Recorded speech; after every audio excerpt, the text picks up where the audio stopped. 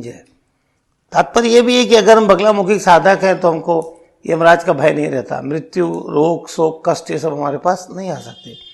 किसी प्रकार का भय आ ही नहीं सकता, क्योंकि शत्रु स्तंभ भी नहीं है तो भय भी एक प्रकार शत्रु उसको भी रोक देती है।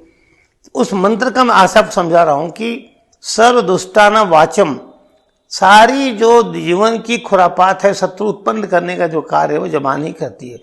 जब हम अपनी वाणी से गलत बोलते हैं तो हमारे 500 शत्रु पैदा हो जाते हैं। हम मीठा बोलें, अच्छा बोलें तो शत्रु भी मित्र हो जाते हैं। तो सबसे पहले नियंत्रण होना चाहिए वाणी पर।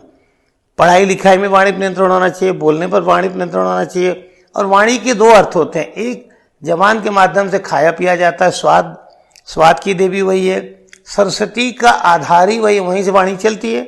तो अगर उस आधार को सही रखा जाए, गलत दिशा में नहीं जाने दिया जाए तो ये हमारा कल्याण हो सकता है।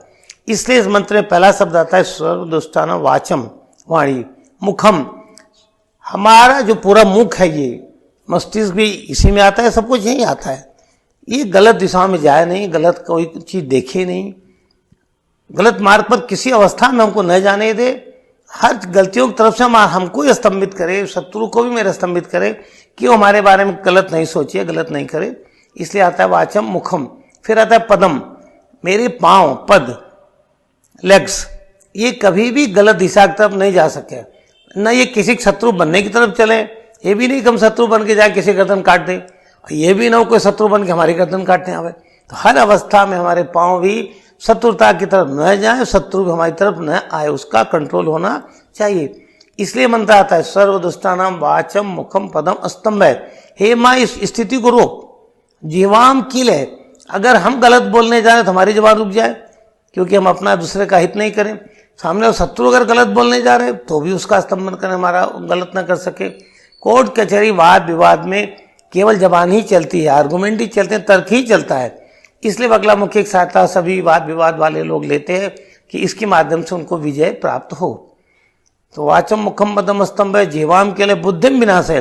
हे माँ, अगर बुद्धि खराब हो रही है, शत्रु भाव में जा रही है, दुर्बुद्धि हो रही है, कुबुद्धि हो रही है, तो उसका भी स्तंभ।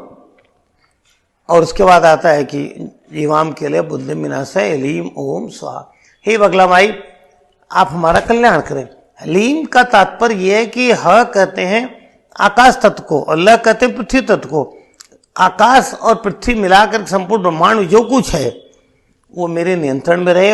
कहीं पर भी मेरे किसी के प्रति शत्रु भाव न मेरे हो, न मेरा कोई शत्रु हो।